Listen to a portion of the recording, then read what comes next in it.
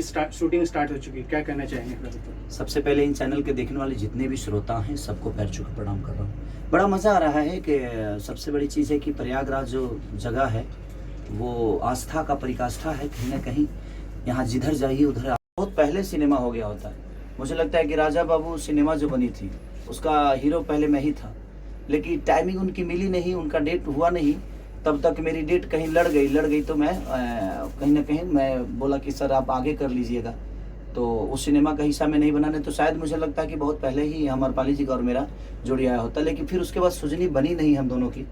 तो ये होता है ना कि समय से पहले भाग्य से ज़्यादा किसी को कुछ नहीं मिलता है। तो शायद अभी ही समय था आस्की के लिए और वो समय मिला अमरपाली जी का और चीज़ें हो रही हैं और बड़ा खूबसूरत सिनेमा बन रहा है, क्योंकि अमरपाली जी अद्भुत एक्ट्रेस हैं और इनके साथ काम करने का एक सबसे बड़ा मज़ा ये है कि वन टेक चीज़ें होती है और बड़ा मज़ा आता है। और जब कोई परफॉर्मर आपके सामने होता है ना तो खुद को इंसान 100% नहीं 110% देने की कोशिश करता है। तो सामने वाला जब 100 कर रहा है ना तो कोशिश करता है आदमी 110% हम करें, तो वो मज़ा आता है। तो कुछ करने की इच्छा होती है और फिर वो चीज़ें बड़ी होने लगती है। हमारा डायरेक्टर अगर इतना सोचा है तो हम उसको अपने परफॉर्म से इतना बड़ा कर देते हैं चीज़ों को, तो वो बड़ा बेहतर होता है। तो अगर समझदार एक्टर आपके सामने खड़ा है तो ऑब्वियसली चीज़ें अच्छी होगी।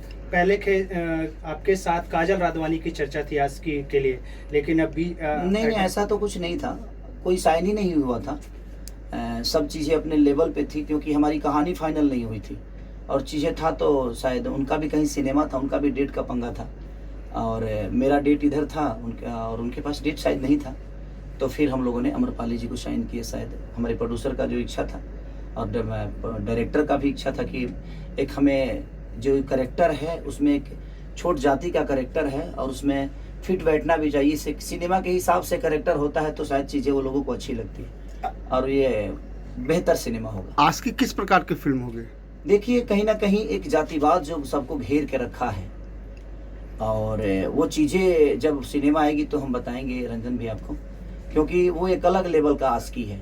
आस्की दीवानगी ऐसी है, मुझे लगता है कि ऐसी दीवानगी किसी आस्की में आपको नहीं मिली होगी। जो जितने भी हिंदी में आस्की बनी है उस सारे आस्की से ऊपर ये सिनेमा है, क्योंकि प्यार का मतलब ये नहीं कि किसी लड़की के लिए हम जान दे दें और जान ले लें।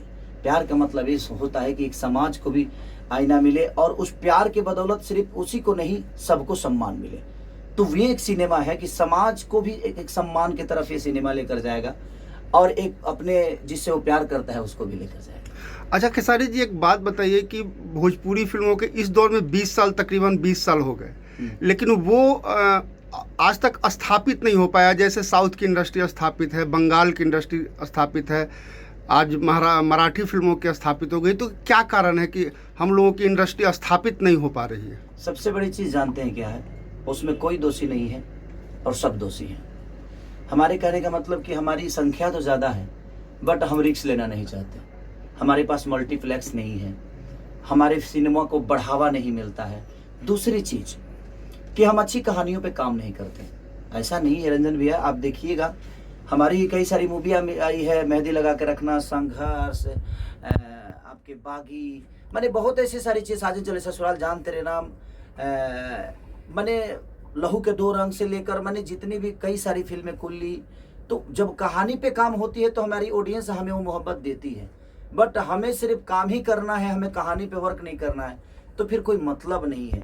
हमारा एक जगह जो है वो मुझे लगता है कि साउथ से भी ऊपर होनी चाहिए, लेकिन आज इंडस्ट्री साउथ ऊपर इसलिए है क्योंकि वो 100 करोड़ लगाना जानते हैं। तो जब वो 100 करोड़ लगाना जानेंगे तो शायद वो 150 करोड़ कमाना भी जानते हैं। तो जब हम लगाएंगे ही नहीं तो हम कमाएंगे क्या?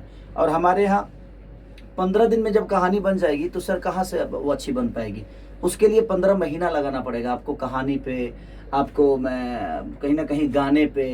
यहाँ तो सिर्फ हीरो का डेट मिला, भाई कुछ भी कर देना है, तो वो चीज़ें होगी तो सब शायद मुझे लगता है कि सबके लिए नुकसानदायक है।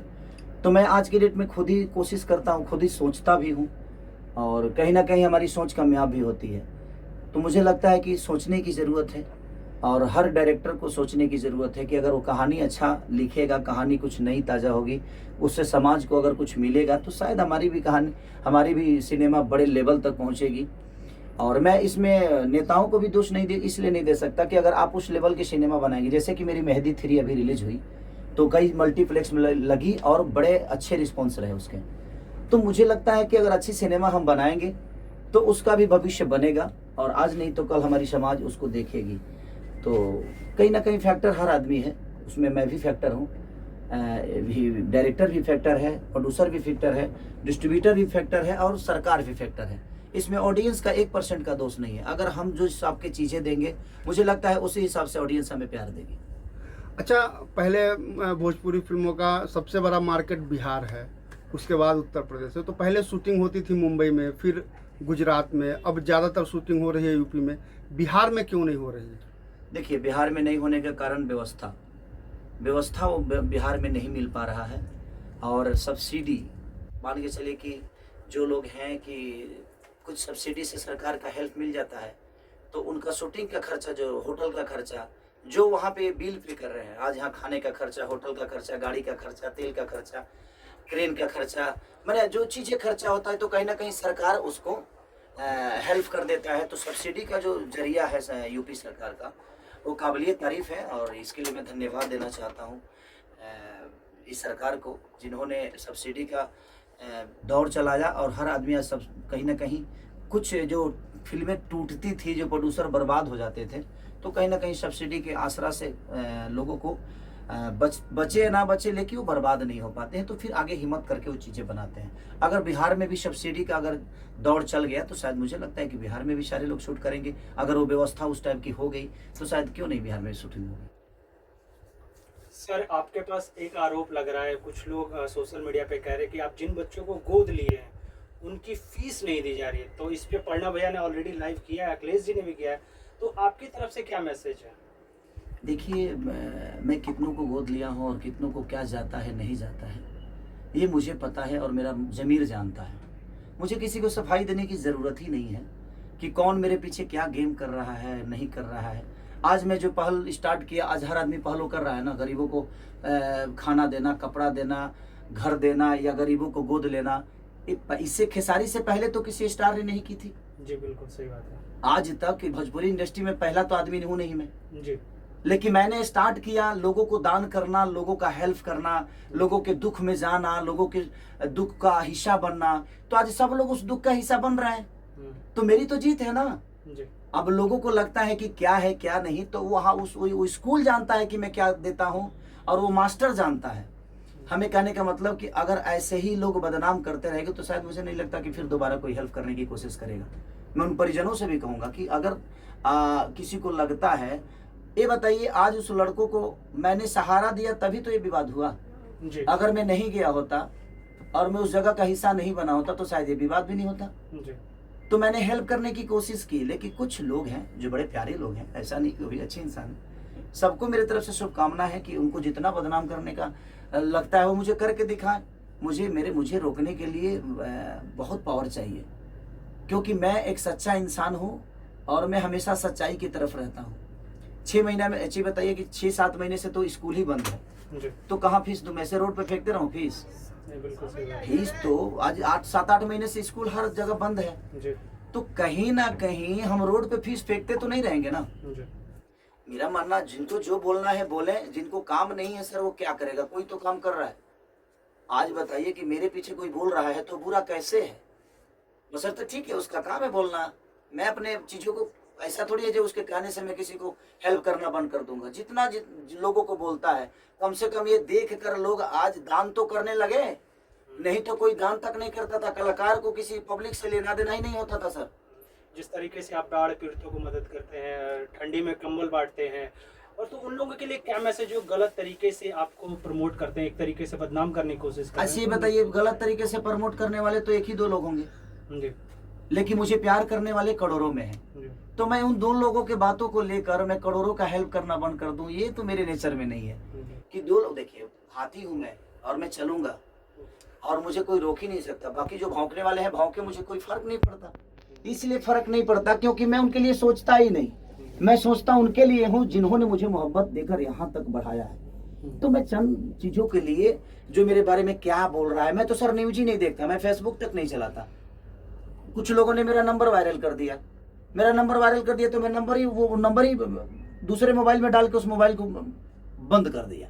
दूसरा नंबर शायद सबके वहाँ, जिसका नंबर सेव है मेरे पास आता है जाता है, जिससे मुझे बात करनी है वो मुझे पता है, किससे मुझे बात करनी है। तो जितना नंबर वायरल करना है भाई तुम लोग कर दो, मुझे कोई फर्क ही नहीं पड़ता। मैं अपने काम में इतना बिजी होता हूँ कि 24 घंटा मोबाइल लेके तो बैठता नहीं हूँ, और मेरा काम देखने वाला कोई और है। तो जिनको जरूरत है खेसारी की वो अपने आप वो संपर्क वहाँ करेंगे। सोनू जी हैं, विवेक जी हैं, तो सारे लोगों से मिल के काम तो हमारा हो ही रहा है। किसी के नंबर वायरल करने से मेरा काम बंद थोड़ी होने वाला है, और मैं परेशान थोड़ी होने वाला हूँ, नहीं होने वाला हूँ। इसलिए नहीं होने वाला हूँ कि मैं 1 2 3 4 5 लोगों के बोलने से मेरी जीवन तो नहीं चलती है। मुझे मोहब्बत देने वाले करोड़ों में है, 5 लोग भौंकने वाले हैं, तो उससे क्या फर्क पड़ता है? भौंकने दीजिए, कौन मेरे बारे में क्या बोलता है मुझे फर्क ही नहीं पड़ता। क्योंकि मैं अब छोटी छोटी चीज़ों पे फर्क डालना शुरू करूंगा, तो मेरा पोजीशन अब वो नहीं है कि मैं छोटी छोटी बातों को लेकर किसी से लड़ जाऊं, किसी से झगड़ जाऊं। और मैं हेल्प जो करने वाली चीज़ें हैं, मैं किसी को क्या देता हूं नहीं देता हूं, ये मेरा ज़मीर जानता है, और मैं जानता हूं, मेरे अपने जो लोग हैं वो जानते हैं। और इनके कहने से, किसी के कहने से मेरे ज़मीर को कोई असर नहीं पड़ने वाला है। जितना बदनाम करना है कोई कर दे। सब सीता इतनी बड़ी, हमारी रामायण की सबसे बड़ी अनमोल रतन न सीता थी, उन पे भी आचरण लगाने वाले लगाए ना जी। ऐसा तो नहीं। तो जब भगवान को किसी ने नहीं छोड़ा, भगवान को भी दोषी बना दिया, तो हम तो इंसान हैं। और ऐसे क्षुद्र लोग आएंगे आपके जीवन में, ऐसा नहीं है कि नहीं आएंगे। ऐसे भौंकने वाले हजारों आपके आएंगे, लेकिन आपका रास्ता कुछ अलग है। आप अपने रास्तों के मत छोड़िए, इनको भौंकने दीजिए। जितना भौंकना है भौंकेंगे, शांत हो जाएंगे। मैं इसलिए नहीं बोल रहा हूँ कि मैं सीधा आदमी हूँ। किसी और के लिए भौंकेंगे तो अपने आप आदत बनी रहेगी तो अच्छी रहेगी ना। मैं तो बिगाड़ता हूँ, मैं आदतों में लाता हूँ। नहीं बोलने का कारण मेरा यही है कि आप बोलो, मैं नहीं बोलूँगा। मैं नहीं बोलूँगा तो शायद ये, अगर आपके नेचर में चीज़ें रहेगी तो आप किसी को ऐसे ही बोलोगे। तो हर आदमी खेसारी तो नहीं है, तो फिर आपका अपना खुद ही समझ में आ जाएगा कि आप किस लेवल के हो और क्या हो। तो चंद लोगों की बातों के लिए मुझे प्रेशर नहीं रहता है। मैं बड़ा मस्त मौला आदमी हूँ। हमारा जो जीवन बना, हम विवादे में रही ले भाई, हम विवादे में रही ले। रीजन ये बाजी, जब आप अच्छा करिएगा भाई तो आपको झेलना पड़ेगा, ये दिमाग में रख लीजिए। आप जब अच्छा करिएगा, पत्थर साधुओं पे चलता है सर, क्रिमिनल पे किसी की औकात नहीं है पत्थर चलाने की। क्योंकि लोगों को लगता है कि वो ढोंगी है, क्योंकि वो भगवान से जुड़ा हुआ है। तो मेरे भगवान मेरी जनता है, और मैं उन जनता से जुड़ा हूँ। इनको लगता है कि मैं नाटक करता हूँ, तो अच्छी बात है, तुम भी नाटक करके अपना नाम कर लो यार। तुम भी नाटक करोगे तो उस नाटक के बदौलत कम से कम 2 4 10 लोगों का भला तो हो जाएगा। तो तुम भी नाटक करो, और वो नाटक शुरू हो गया है। अब सब लोग भाई सामग्री बांटना शुरू कर दिए हैं। आज के डेट में सब लोग बाढ़ पीड़ितों के पास जाना शुरू कर दिए हैं, सब लोग गरीबों का दान करना शुरू कर दिए हैं। गोद लेने की भी प्रक्रिया होती है। कुछ लोग तो ऐसे भी हैं कि जो मुझे गाली देता है उसी को गोद ले लेते हैं। अब उनको क्या कहिएगा भाई? अगर हाँ है, यहाँ धरती पे बहुत सारे लोग हैं, हमारे इंडस्ट्री के ही लोग हैं, जो मुझे गाली देगा वो उनके गोद में जा सकता है भाई। तो खुद ही उनको गोद लेता है। तो मैं गरीबों को गोद लेता हूँ, मैं असहाय लोगों को गोद लेता हूँ। कुछ लोग हैं जो खेसारी को तुम गाली दे दो मेरे गोद में बैठ जाओ, तो ठीक है ना, अच्छी बात है भाई। किसी को गोद ले रहा है ना आदमी, कम से कम वो विचारधारा तो दिमाग में आया कि आप किसी को गोद ले रहे हो। भले वो नाजायज करता है, लेकिन आप गोद में तो ले रहे हो। तो यहाँ पत्थर साधु पे ही चलता है, कोई क्रिमिनल पे नहीं चलता है। तो अच्छा बात है ना कि मैं उस विचारधारा में हूँ। कम से कम सर कुछ तो कर रहा है वो मेरे लिए, अपना काम छोड़ के। आप इसको, आदमी को जो भी मेरे बारे में जो भी बोलता है उसको तो पूजना चाहिए। मुझे उसको तो पूजना चाहिए। इसलिए पूजना चाहिए कि जो आदमी अपना काम धंधा छोड़ के, अपना कैरियर छोड़ के, सब कुछ छोड़ के और मेरे बारे में सोच रहा है, ये कितनी बड़ी बात है सर। तो ये दुनिया है, और ये दुनिया बोलेगी, और दुनिया, पूरी दुनिया नहीं बोलेगी। कुछ लोग हैं जो अच्छे इंसान हैं, इन दुनिया से सबसे अलग हैं वो। उनके विचारधारा में मैं नहीं आता, तो शायद वो मेरे बारे में जो भी बोलना है बोलेंगे। अच्छी बात है, कहाँ बुरा है? मैं किसी की बातों को बुरा मानता ही नहीं। सबको समय बता देता है सर, ये बताने की मुझे जरूरत नहीं है। आज नहीं तो कल वो समय आएगा, ये भी कि मुझे लगता है कि हाँ वो समय जरूर आएगा जब वो उस जगह पे खेसारी नहीं कोई और होगा, और वो विधि जो मेरे साथ हो रही है वही विधि उसके साथ होगी। तो शायद वो खेसारी बन के नहीं कुछ और बन के उनका हिसाब करेगा। इसीलिए मैं चुप रहता हूँ कि भाई आदतें अपने दिमाग में रखो, आज नहीं तो कल फिर किसी के लिए तुम बोलोगे और वही चीजें तुम्हारे साथ होगी। अच्छा भैया, होली आवे वाला बा, तो कोई ऐसा यादगार चीज, कोई भौजी वाला कहानी? भौजी वाला कहानी, हमारे एक बार पैंट खुल गए रहे बाबू। एक्चुअली पहले हम बहुत रबड़ वाला हमने के पैंट पहनी जाए ना गाँव में, तो वो बीचवे से फाट गई रहे।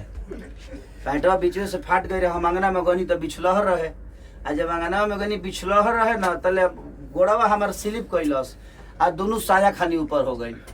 आ 3 गो भौजाई मिल के जो हमार दुर्दशा कैली जाए आजो हमरा याद रहेला, तब से रबड़ वाला पैंट पहनल छोड़ देनी। Okay, thank you. कोई वो गाना गुनगुना दो भैया होली वाला। 2 रुपया हो 2 रुपया, चोली रंगाई तुहर 2 रुपया हो, साया रंगाई 2.25 रुपया, जो कि आज मुझे लगता है 25 दिन में 74 से 75 मिलियन हो गया है। तो ऐसे ही प्यार देते रहिए। मुझे किसी का फर्क नहीं भाई, जितने लोगों को गाली देना है खूब शौक से दो। आई एम हैप्पी, इसलिए हैप्पी हूँ कि मुझे फर्क ही नहीं पड़ रहा है आजकल। इधर 1 महीने से तो मैं इतना एंजॉय कर रहा हूँ ना, खूब मजा आ रहा है मुझे। इसलिए मजा आ रहा है कि यार इतने सारे लोग प्यार करते हैं मुझे। सर आपके बारे में जो कोई सोचता है वही बड़ी बात है। उसको अनाथा अगर आप गाली ले लोगे, गाली समझ लोगे, तो मुझे लगता है कि वो आपके लिए दुश्मन हो जाएगा। उसको गाली मत समझो, उसको प्यार समझ लो, तो वो भी अच्छा लगने लगेगा। तो हमारे नेचर, हमारी सोच जो होते हैं वो हमारे विचारधारा से मिलते हैं, और मैं ऐसा ही सोचता हूँ। किसको गाली देना है भाई, तो अपना बना लो, कोई दिक्कत नहीं है, मुझे कोई फर्क नहीं है। तो लव यू ऑल। इस चैनल के देखने वाले जितने भी लोग हैं सबको प्रणाम, और ऐसे ही होली की ढेर सारी शुभकामना। इस चैनल के जितने भी लोग हैं आप सब्सक्राइब करिए, प्यार दीजिए। और अभी मेरा ब्रेक हो गया है, अभी मैं खाना खाने जाऊंगा, इसलिए ऐसे ही होली की ढेर सारी शुभकामना आप सबको। जय हिंद, जय भारत, जय मां सरस्वती, जय भोजपुरी। होने वाला है कमाल की सिनेमा है, उसमें भी एक आपको ऐसा मैसेज मिलेगा कि आप सोच नहीं सकते हैं। तो कहीं ना कहीं लिट्टी चोखा, प्रदीप शर्मा जी की बातें अलग है, निराले आदमी है। इनको कहिए कि भैया हमें टैंकर की पानी चाहिए, हमें यहाँ बिछलहर करना है, यहाँ गड्ढा खुनवा देना है, वो आदमी एक बार भी नहीं बोलता कि नहीं, अगर सिनेमा के लिए बेहतर है तो आप करिए। तो मैं बड़ा खुश रहता हूँ प्रदीप भैया से। लव यू प्रदीप भैया, दिल से। प्रदीप शर्मा जी, दिल से प्रणाम आपको कि ऐसा ही प्यार भोजपुरी सिनेमा के लिए देते रहिए। Love you. और अगला कौन सा सिनेमा करने वाले हैं उनका? प्रदीप शर्मा जी की मैं लगातार 7 फिल्में साइन किया हूँ, तो मुझे लगता है कि लगातार जब जब बनती रहेगी तब तब मैं आपको बताता रहूँगा कि क्या कर रहा हूँ। Thank you.